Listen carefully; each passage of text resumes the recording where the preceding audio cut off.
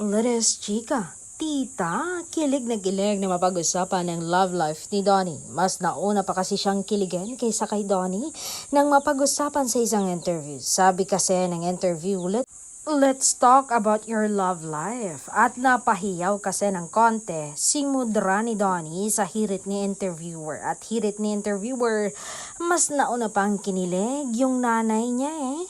Pero sabi ni aktor, it's been the best honestly for the long time. Siya yung hinahanap ko na babae. Yung totoong bibigyan ng soft time for myself.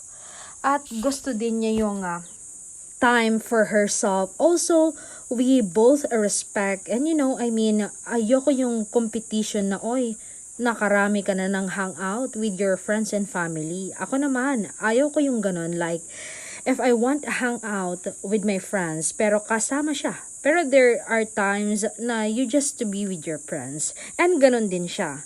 And okay lang yon kasi we built a strong foundation. And kasi very, very mature love kasi ang meron kami ni Belle.